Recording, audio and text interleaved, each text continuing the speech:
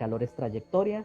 De forma coloquial, generalmente lo relacionamos con algo que se llama desorden. Ahora, el desorden es algo muy subjetivo. Es como que en este momento ustedes deben de estar probablemente en alguna mesa, algún escritorio, podría ser que están en alguna cámara, algún sillón, están en algún lado. Probablemente tienen lapiceros o cuadernos a la par de ustedes. Ahora, si ustedes les dicen, por ejemplo, a algún familiar, ¿cómo acomodaría usted eso? ¿Cómo lo pondría ordenado? Lo va a acomodar de una manera. Pero si le dicen a otra persona, ordénelo, lo va a ordenar de otra. ¿Por qué? Porque eso es muy subjetivo. Para mí algo puede estar ordenado, para otras personas no, o puede estar más ordenado de cierta manera. Tal vez yo lo acomodo por orden de tamaño, otras personas por orden de color, etc. Entonces, por eso hablar de desorden es muy subjetivo. Lo ideal, insisto, de forma coloquial uno va a seguir escuchando desorden y pues se podría entender, pero lo ideal es hablar de grados de libertad. Y para esto una analogía que me gusta mucho es hablar de un estadio. Estamos en un estadio, una cosa es hablar en una cancha de fútbol en un estadio y pensar en un partido. Tenemos la cancha y en esa cancha, en ese espacio bastante grande, podemos tener unas 22 personas, bueno, más contando a los árbitros. Entonces son poquitas personas en un espacio muy grande. Y vean que cada jugador puede correr, puede moverse libremente, porque tiene muchos grados de libertad. Grados de libertad es eso de cómo me puedo mover. Entre más me puedo mover, más grados de libertad tengo.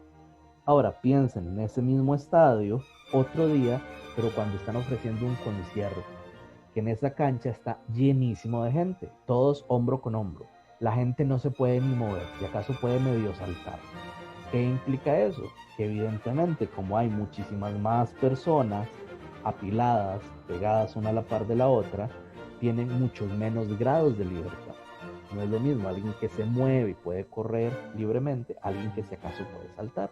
En un caso hay menos, en este, hay más grados de libertad, mientras que en este tenemos menos grados de libertad. Alguien podría decir que en el caso de la izquierda hay más, vamos a poner, más desorden, mientras que aquí hay más orden. Insisto, alguien, por eso puede ser subjetivo. Alguien dirá, no, eso en un concierto es un desorden increíble. Por eso vamos a lo mismo, que eso es subjetivo. Pero en términos generales, vamos a decir que en el caso de que hay más grados de libertad, vamos a decir que hay mayor entropía. Mientras que cuando hay menos grados de libertad, hay menor entropía. Ahora, cualquier cosa, yo les voy a pasar un videito. Dígame. Le puedo llamar, digamos, yo le llamo, y no sé si está correcto decir eso, grado de aleatoriedad. Aleatoriedad, sí, también lo puedes hablar así, no hay ningún problema. Gracias. De un gusto. De hecho, lo que les voy a decir es que les voy a pasar un video, es de un físico que habla un poquito de la entropía, es un poquillo largo, si quieren lo ven, si quieren no, pero es muy interesante porque nuevo ahí explica las distintas formas de ver la entropía. La entropía no tiene una sola forma de verlo, es más, si uno se pone muy técnico, tiene que ver con los microestados del sistema, si hay más microestados, hay más entropía, pero eso, de nuevo, lo voy a poner en un video que es muy, está hecho para el público en general, no tiene cosas muy técnicas y es bastante interesante. Lo que quiero que quede súper claro es que si hay más grados de libertad, o tal como indicó la compañera, más grados o mayor aleatoriedad del sistema, vamos a decir que hay más entropía. Si se tienen menos grados de libertad, menos aleatoriedad, vamos a decir que hay menos entropía. Igual, de forma coloquial, orden y desorden, digamos que se entiende.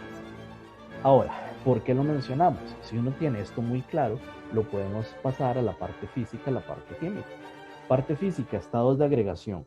Volvemos a lo mismo, el caso del agua sólida, que podemos pasarla a agua líquida y pasarla a agua gaseosa.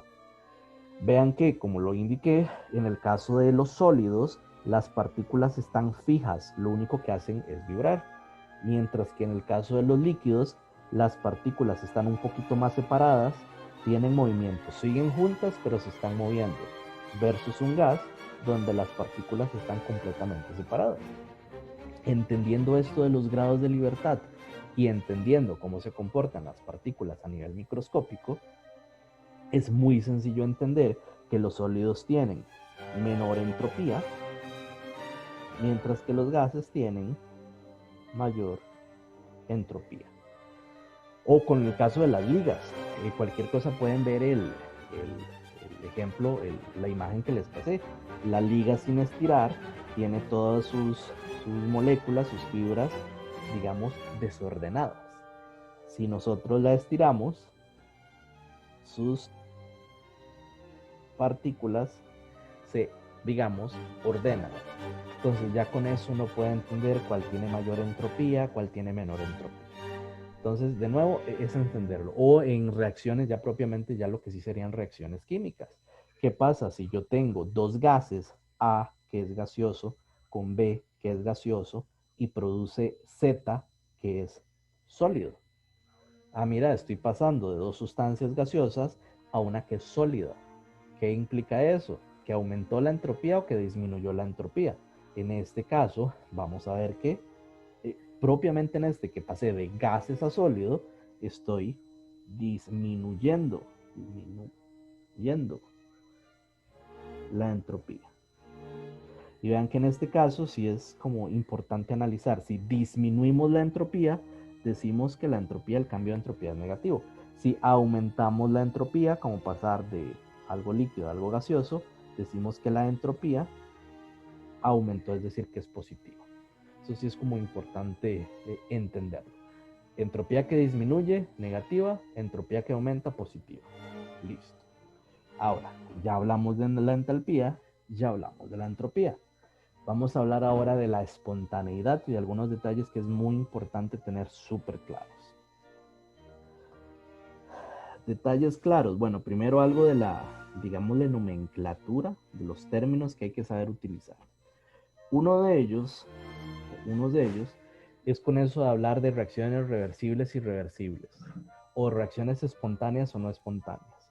Lo menciono porque generalmente en física se utiliza un término y en química se utiliza otro.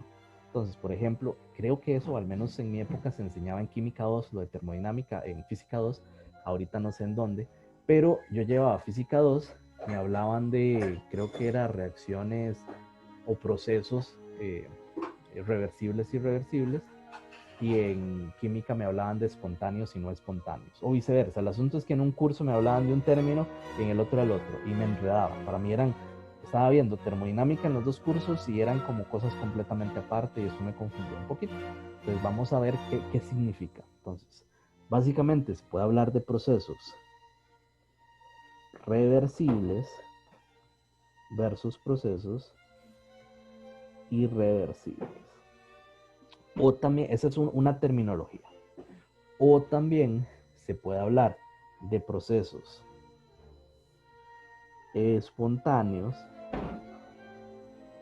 y procesos no espontáneos. A ver si lo puse al revés, un segundito. Espontáneo es irreversible, no espontáneo irreversible. Ahora, en términos generales, pensémoslo como espontáneo. Vamos a hablar primero de este de abajo, que me parece más sencillo quizás de entender. Por ejemplo, yo agarro un lapicero. Ese lapicero está sobre la mesa, sobre la cama, sobre el sillón, donde sea. Yo lo levanto con mi mano y lo suelto. Abro mis dedos. ¿Qué va a pasar de forma espontánea? De forma espontánea, el lapicero va a caer. Punto. De forma mentira que va a quedar flotando. ¿Por qué está en el aire? Porque yo lo estoy sosteniendo. Es decir, que de forma espontánea va a caer hacia el suelo. Eso es espontáneo. Ahora, algo no espontáneo es, por ejemplo, que yo levanto el lapicero. Vean que de la nada, o sea, si yo veo un lapicero, mentira que de pronto así espontáneamente va a empezar a flotar. Entonces, el hecho de levantarlo es un proceso no espontáneo. Listo. Ahora, podemos hablar de procesos reversibles y irreversibles. Básicamente, estos son como sinónimos. Cuando hablamos de un proceso espontáneo, es lo mismo que hablar de un proceso irreversible, cuando hablamos de un proceso no espontáneo, es lo mismo que hablar de un proceso reversible.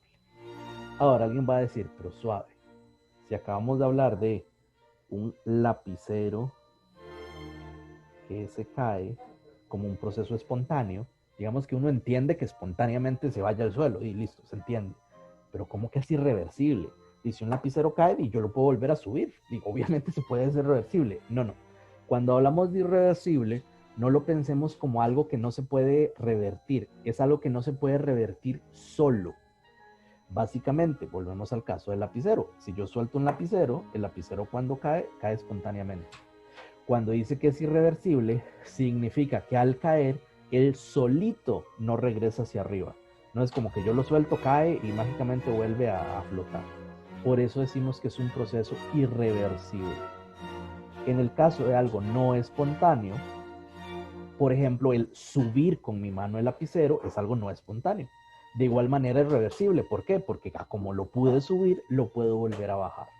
Por eso es que decimos que irreversible y espontáneo son sinónimos, mientras que reversible y no espontáneo son sinónimos.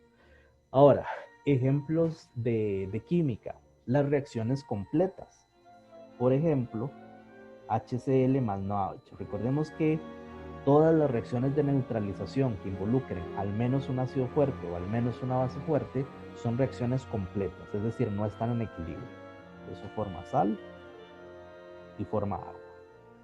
¿Qué implica eso? Que si yo mezclo HCl y NaOH de forma espontánea, de forma irreversible, se forma sal y agua. Y vean que tiene sentido. Si ustedes agarran sal y agua y le echan sal, mentira que espontáneamente se forma HCl y NaOH, y no va a pasar. Por eso decimos que en esa dirección es espontánea, que en esa dirección es irreversible. Mientras que los equilibrios generalmente sí los podemos ver reversibles. Bajo ciertas condiciones yo puedo hacer que un equilibrio vaya a la derecha o que las condiciones favorezcan y vaya a la izquierda. ¿Dudas con esto? ¿Todo está claro? Se entiende que es algo reversible, no espontáneo. Espontáneo, ahora veo que no escribí. Y o si algo es irreversible o espontáneo. Ok. Ahora, si se entiende el concepto, ¿de cómo hacemos para saberlo, para predecirlo? ¿Ese proceso será espontáneo o no? Vean que hay algunas cosas que uno puede tener una idea. Digamos, una liga se estira espontáneamente. Así, yo la veo, se estiró solita. Y uno puede tener una idea de si algo es espontáneo o no. Pero hay otros procesos que uno no necesariamente tiene una cierta idea. O si será espontáneo a una cierta temperatura. Para eso aparece la segunda ley de la termodinámica, que si bien se puede interpretar de muchas maneras, lo que nos dice es que un proceso es espontáneo cuando el delta S del universo aumenta. ¿Qué quiero decir? Básicamente, recordemos, si yo suelto el lapicero, cae solito, cayó espontáneamente. Eso significa que al dejar caer el lapicero, acabo de hacer que la entropía del universo aumente, que los grados de libertad aumenten. Eso es lo que quiero decir. Y es algo muy curioso, vean que implica que la entropía del universo va a seguir creciendo y creciendo y creciendo. Pero bueno, ahora, alguien puede decir, entiendo lo que dice la segunda ley de la termodinámica, digamos que la magnitud sí es un poquito grande. Cuando hablo de magnitud me refiero a entonces, si yo dejo caer un lapicero, ¿de verdad hago que la entropía del universo aumente? Sí. Si yo dejo de derretir un hielo a 100 grados Celsius, ¿estoy haciendo que la entropía del universo aumente? Sí. Entonces, digamos que eso está claro. ¿Cuál es el problema? A la hora de predecir. Recordemos que en ciencias, ingeniería, nosotros no solo queremos explicar, que es una parte importante, también queremos predecir. Dice, yo quiero predecir que un proceso es espontáneo, ¿y cómo hago? Mira, voy a estirar una liga, ¿eso será espontáneo o no? Voy a medir la entropía del universo, ¿cuál será? ¿Qué pasó con la entropía en Júpiter? Y no sé. Vean que hablar de la entropía del universo es muy difícil. Entonces, se entiende que cuando ocurre algo espontáneamente, pero para predecir es muy complicado. Y no podría predecirlo. Por eso es que uno juega con ciertas cosas. Recordemos, por ejemplo, que si yo tengo la entropía del universo, eso va a ser igual a la entropía de mi sistema más la entropía del entorno o alrededor. Por aquello, solo recordemos de química 1, que mi sistema más el entorno o alrededores es literalmente igual al universo. Aunque suene exagerado, si mi sistema es un lapicero, ¿cuáles son los alrededores? La mano, la mesa, Júpiter, etcétera. Significa que sistema más entorno es igual a universo. ¿Qué implica eso? Que la entropía del universo va a ser igual al cambio de entropía del sistema más el cambio de entropía del entorno. Y entonces uno empieza a jugar con estas formulitas y esta otra formulita que nos dice que la energía del universo va a ser igual al calor más trabajo. Y entonces empezamos a jugar con la relación de que era trabajo, con la relación de que era entropía, y terminamos con una expresión muy curiosa. No la vamos a hacer por tiempo. Cualquier cosa, fijo ahí algún video en internet, lo voy a buscar y se los voy a pasar. Pero con lo que se termina es básicamente con una nueva expresión. Y esa nueva expresión se conoce como delta G. El delta G solo trabaja con cosas de mi sistema y me dice que el delta H menos T delta S pero mi sistema, el delta H de mi sistema y el delta S de mi sistema. Digamos que empecé a jugar con las ecuaciones y al final terminó con cosas de mi sistema. ¿Y por qué? Porque vean que es mucho más fácil. Yo sí puedo saber cuál es el cambio de entalpía de mi sistema y sí puedo saber cuál es el cambio de entalpía de mi sistema, de entropía, perdón, de mi sistema.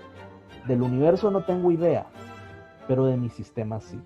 Entonces empiezo a jugar con las ecuaciones y curiosamente, cuando aumenta, cuando el delta S del universo aumenta, implica que el delta G de mi sistema es negativo. Vamos que esto va en dos direcciones. Si esto se cumple, esto otro se cumple. Entonces, vean que pasé de hablar del universo, algo muy amplio que no logro entender o medir, a algo de mi sistema que sí puedo medir. Entonces, entender que la segunda ley de la termodinámica no habla de delta G. La segunda ley de la termodinámica habla de la entropía del universo. Pero como yo no la puedo medir, entonces lo relaciono con cosas de mi sistema. Una nueva función que vamos a llamar delta G, que cuando es negativa, vamos a decir que el proceso es espontáneo. Cuando el delta G es más fea, cuando el G es positivo, vamos a decir que no es espontáneo. Y cuando delta G es igual a 0, vamos a decir que es un proceso en equilibrio. Y para eso ya podemos analizar cada una de estas constantes. Cosas muy sencillas. Vean que nosotros básicamente cuando hablamos de un proceso puede estar favorecido tanto entálpicamente como entrópicamente. ¿Qué quiero decir? Para ver qué carajo significa eso. Recordemos que todo en el universo tiende a la estabilidad. ¿Qué significa eso? Que tiende a tener menos energía. Entonces, yo tengo mi sistema A, tengo mi sistema B. Este eje va a ser el eje de la energía. Estas son mis condiciones iniciales, las A, la B, condiciones finales. Podemos hablar, por ejemplo, en este eje podemos tener tiempo. Pasar de A a B involucra tiempo, por decirlo así. Ok, el asunto es la energía, lo que quiero ver. Podemos tener esas condiciones, o al contrario, aquí igual está mi energía en A y aquí mi energía B. Entonces, ¿qué pasa cuando mi sistema tiene, al inicio se tiene mucha energía y al final se tiene menos energía? Recordemos que la energía no se crea ni se destruye, solo se transforma. ¿Qué significa eso? Que si pasó esto, si disminuyó la energía, es decir, si yo tengo mucha energía, salí a correr y de pronto tengo menos energía, esa energía no se destruyó, se liberó, se transformó en algo más, salió hacia los alrededores. Entonces, vean que disminuyó su energía. Y acabamos de decir que la estabilidad más estable es menos energía. Significa que en este caso es un proceso favorecido entálpicamente. Digamos que es más estable porque ahora se tiene menos energía. Ahora, esto se conoce como un proceso, en términos de calor, exotérmico. Cuando algo es exotérmico, vamos a decir exotérmico, delta H negativo, Q negativa, como quieran verlo, significa que salió energía, se gastó energía, ahora mi sistema tiene menos energía. Por lo tanto, está favorecido entálpicamente. Y alguien va a decir, y entonces nunca ocurren cosas endotérmicas. Claro que sí ocurren. Pero en ese caso, vean que más bien aumento la energía. ¿De dónde salió esa energía? Esa energía salió desde los alrededores. Le estoy robando energía a los alrededores. Vamos a decir que se tomó energía desde el entorno. Eso implica que hubo un delta H positivo, un calor positivo, decimos que es endotérmico. Pero para que quede claro, vean que esto implica que está favorecido entálpicamente. En ese caso, las cosas exotérmicas están favorecidas entálpicamente. Pero alguien va a decir, entonces lo endotérmico no está favorecido entálpicamente. No, pero no necesariamente es que no ocurra. ¿Por qué lo menciono? Porque muchas veces la gente dice, no, con saber si es exotérmico o endotérmico, ya puedo saber si es espontáneo. Y no necesariamente. Un ejemplo típico es cuando se disuelven sales. Yo puedo decir que espontáneamente pongo una cucharadita de sal en agua y se va a disolver espontáneamente. Pero hay unas sales donde se libera energía, pero otras sales, como algunas sales de amonio, cloruro de amonio, en agua, que más bien se enfrían. Vean que los dos procesos, sal en agua, nada más que es muy poquito, pongamos uno más como NaOH. Ustedes agarran un poco de potasio en agua y ven que eso se calienta montones. Los dos procesos son disoluciones, los dos son sustancias solubles, los dos son procesos que ocurren espontáneamente. Pero uno es exotérmico, el otro es endotérmico. Entonces vean que solo hablar de exotérmico o endotérmico no es suficiente para ver si un proceso es espontáneo o no. No nos sirve solo hablar de eso. Por eso decimos que en el caso del NaOH es favorecido entálpicamente, en el caso del cloruro de amonio no es favorecido entálpicamente, pero igual es espontáneo. Como la entalpía no es lo único, tenemos que ver la entropía. Por este signo menos, vean que si la entropía crece mucho, si es positiva, si va creciendo, esto sería negativo, el delta G daría negativo. Por eso básicamente también un proceso puede ser favorecido entrópicamente. Y eso explica por qué hay sales que al disolverse en agua se enfrían, pero igual se disuelven. ¿Por qué?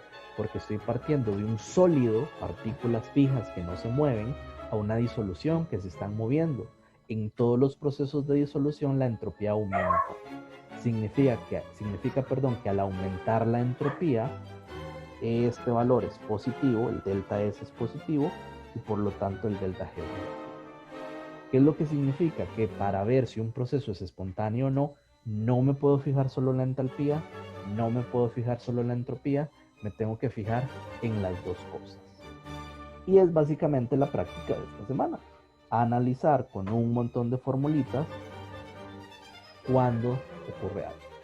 Vamos nuevamente con el ejemplo del agua sólida que se convierte en agua líquida. Para derretir un pedazo de hielo o fundir lo que sea, ocupo aplicar energía. Es decir, calor como reactivo, o lo que es lo mismo, delta H positivo. ¿Y qué pasó con la entropía? Que estoy pasando de algo sólido a algo líquido. Eso implica aumento de entropía. Ahora, ¿qué es lo que tenemos que analizar? Analizar si ese proceso siempre será espontáneo o será a veces. Entonces analicémoslo. Vemos que la entropía aumentó. Eso significa que está favorecido entrópicamente. Pues su entropía aumenta. Pero vean que el proceso es endotérmico. Significa que no está favorecido entálpicamente. Entonces, es muy fácil cuando los dos procesos, si no está favorecido entálpicamente y no está favorecido entrópicamente, el proceso nunca es espontáneo. O si algo está favorecido entálpicamente y entrópicamente, siempre va a ser espontáneo. Lo difícil es cuando uno sí favorece y el otro no, como este caso. Entonces uno no lo analiza y es un análisis de signos nada complicado. Me fijo en lo endotérmico. El proceso siempre va a implicar energía. Esto siempre va a ser positivo. En cambio, la entropía siempre va a aumentar. Esto también va a ser positivo, pero, y es un asunto de signos, si recordemos que se habla de temperatura absoluta, la temperatura absoluta, es decir, con los Kelvin, siempre va a ser positivo, no existen menos 5 Kelvin, no se puede. Significa que si la temperatura siempre es positiva y el delta S es positivo y aquí hay un menos, todo este factor es negativo. Estoy sumando algo positivo y algo negativo. ¿Qué es lo que gana? Aquí es lo que hay que entender. Si la entalpía tiene un valor muy grande y ese valor es positivo, pues esto va a ser positivo. Versus, si este factor es muy grande, implica que gana lo negativo y el delta G es negativo. Recordemos que delta G positivo no es espontáneo, delta G negativo sí es espontáneo. Entonces, ¿qué implica eso? Implica que vamos a jugar con la temperatura. Vean que si la temperatura se hace pequeñita, si este valor es pequeñito, ustedes lo pueden ver. ¿Qué pasa si tienen un número y lo multiplican por un número pequeño? Y pues se hace más pequeño. Entonces, qué sé yo, si tienen 1.000.000 y lo multiplican por 0.00001 y les da un valor pequeño. Entonces, si la temperatura es pequeñita, vamos a decir que el delta H gana. Es decir, que a temperaturas bajitas, lo positivo gana y eso no se hace espontáneo. Pero ¿qué pasa si la temperatura es grandota? Dice, yo tengo 1.000 y lo multiplico por 1.000 y tengo 1.000.000. Es decir, si la temperatura es grande, todo este valor se hace más grande. Es decir que a altas temperaturas, el proceso es espontáneo. No a bajas temperaturas. Y vean que eso tiene sentido. ¿El derretir un pedazo de hielo ocurre a cualquier temperatura? No. Si yo agarro un hielito y yo lo pongo en el congelador, mentira que el hielo espontáneamente se va a derretir. Él va a seguir sólido. Vean que a bajas temperaturas el pasar de sólido a líquido no es espontáneo. Pero si yo agarro ese hielito y lo dejo en la mesa, probablemente en el lugar donde estemos va a estar a más de 0 grados Celsius, a unos 20, a unos 30 grados Celsius. ¿Qué le va a pasar a ese hielito de forma espontánea? Se va a descongelar, va a fundir. Es decir, que a altas temperaturas el proceso es espontáneo. Ahora vean que eso de altas temperaturas es de nuevo subjetivo. A esto es a mayores de 0, pero tiene sentido. A menos 50, menos 75 no es espontáneo, a 5, a 100 sí va a ser espontáneo. Entonces entender, y eso lo menciono porque cuando nos dicen altas temperaturas nos imaginamos unos 500 grados Celsius. No necesariamente. Eso de altas y bajas significa a partir de cierta temperatura ocurre, antes de esa temperatura no. Eso es lo que significa altas temperaturas. Más bien cuando algo es... Profe. Dígame. Adelante. Una consulta. Disculpe que le interrumpa. El delta G... No, sabe. Era el delta G. Sí, el delta G. Uno también podía, digamos, sacarlo como a vista de lo que ocurría en el experimento. Depende, porque... Si era necesario de... Ajá. No, dígame, ¿cómo lo sacaría a vista? No, de vista en el sentido de que si sabemos que es espontáneo, pues usted por sí mismo, y si no es espontáneo, pues no. Entonces yo lo que observaba era como si necesitaba de algo externo, por ejemplo, de que se le agregara calor. O Ahí se te corta un poquito porque no te escuché la última parte, pero para repasarla, y también en internet probablemente está fallando, más bien las disculpas del caso, que veo que mi conexión es un poquito inestable. Pero es importante, digamos, por partes, análisis y sentido común. Evidentemente hay cosas que uno puede decir, mira, eso es espontáneo, pero no crean siempre en lo que uno supone. Muchas veces lo que uno supone no es tan... tiene ciertas excepciones, por decirlo así. Igual, vos puedes decir, mira, eso obviamente es espontáneo, por lo tanto el delta G tiene que ser negativo. Dejémoslo no como en firme, no como en piedra, sino como una hipótesis. Igual en el reporte les piden analizar tanto el delta H como el delta S. Entonces, si bien esta es su hipótesis, igual tienen que hacer el análisis. ¿Cuál es el delta H? ¿Cuál es el delta S? Y tiene que coincidir. Ah, mira, eso, yo digo que siempre va a ser espontáneo. Derretir hielo. Ay, qué fácil, derretir hielo es espontáneo. Mira, resulta que es espontánea a altas temperaturas. Ok. Entonces, mi hipótesis iba bien, pero con esa excepción. Entonces, sí puedes hacer ese análisis, digamos que hacia atrás, pero siempre tenés que hacer el análisis de qué pasa con el delta H y qué pasa con el delta S. Y luego analizar si siempre es positivo, si nunca es espontáneo, si siempre es espontáneo, si es espontáneo a altas temperaturas o si es espontáneo a bajas temperaturas. Siempre hay que hacer ese análisis por partes. Si lo haces al inicio o lo haces al final, como quieras, pero tenés que hacerlo. ¿Alguna otra duda, pregunta, comentario? Ok. Entonces, bueno, preguntan aquí en el chat. Compañero pregunta, yo no entendí del todo lo que se beneficia a cualquier temperatura. Vamos a poner un caso. Ok. Poco de potasa, hidróxido de potasio, disuelto en agua. Ok. Uno, pues, si lo hace, uno siente la temperatura o pone un termómetro, etc. El asunto es que esto libera calor. Libera calor. Ok. Es decir, delta H negativo. Exotérmico.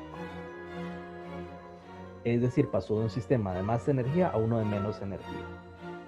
¿Qué implica eso? Significa que está favorecido entálpicamente. ¿Por qué está favorecido entálpicamente? Porque liberó energía, porque ahora tiene menos energía, por ende es más estable. Ok. Ahora, ¿qué pasa con la entropía? Con la entropía, vamos a ponerla en café. Pasé de algo sólido a algo en disolución acuosa. Aumentaron los grados de libertad, aumentó la aleatoriedad. ¿Qué significa? Aumentó la entropía. Aumentó la entropía. Como aumentó la entropía, vamos a decir que estuvo favorecido entrópicamente. Si está favorecido entálpicamente y está favorecido entrópicamente, eso siempre va a ser espontáneo. Pero cualquier cosa, analicémoslo de nuevo con la formulita. El delta G es igual al delta H menos T, delta S. ¿Qué pasó con la entropía?